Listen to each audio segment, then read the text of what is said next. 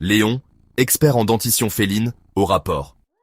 Les humains parlent souvent de crocs de velours pour décrire notre élégance naturelle, mais nos dents, c'est du sérieux.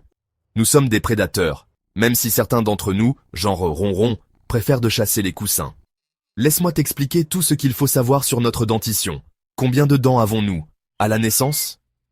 0. On est mignon, mais inoffensif. Enfin, sauf si on se met à crier à 3 heures du matin. Vers 2 à 3 semaines, nos dents de lait commencent à sortir. On en a 26 en tout. À partir de 3 à 4 mois, ces petites dents tombent pour laisser place à notre dentition adulte. Et là, place aux vrais outils de prédateurs. Vers 6 mois, notre dentition est complète. 30 dents prêtes à croquer la vie. Et accessoirement ton doigt si tu fais n'importe quoi. Les différents types de dents et leur rôle. Les incisives. 12 au total, 6 en haut, 6 en bas. Ce sont les mini-dents à l'avant, trop petites pour te faire vraiment mal. Elles servent à grignoter, attraper des objets délicats et, très important, nettoyer notre fourrure. En vrai, elles sont plus là pour faire joli que pour être vraiment utiles au combat. Les canines, 4 énormes crocs, 2 en haut, 2 en bas. Ah, les stars du sourire félin. Celles-là, elles font peur et en imposent. Elles servent à saisir, tuer et porter nos proies, même si dans une maison, la proie est souvent un jouet idiot ou une chaussette volée. Elles sont aussi parfaites pour faire comprendre aux humains qu'un chat ne veut pas de câlin forcé. Les prémolaires et molaires, 10 en haut, 4 en bas, soit 14 au total, ce sont les lames de notre scie circulaire. Leur but, découper la viande.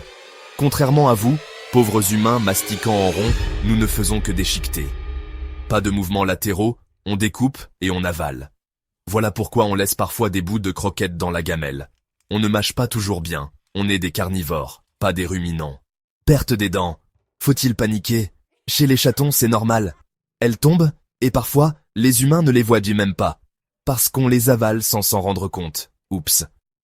Chez les adultes, par contre, si une dent tombe, ce n'est pas bon signe. Tartre, infection, bagarre mal négociée. Un petit tour chez le vétérinaire s'impose. Le saviez-vous? Nos canines sont creuses, elles contiennent des nerfs très sensibles. Si on en casse une, ça fait un mal de chien. Et pas patate, hein? Un vrai chien. On ne fait pas de caries, car notre salive est différente de la vôtre. En revanche, on peut souffrir de gingivite ou d'abcès, alors évitez de nous donner de la bouffe sucrée, bande d'irresponsables. Nos ancêtres sauvages utilisaient leurs crocs pour briser les os et manger la moelle. Aujourd'hui, certains chats domestiques, genre ronron, croient encore à cette mission sacrée et s'attaquent aux meubles.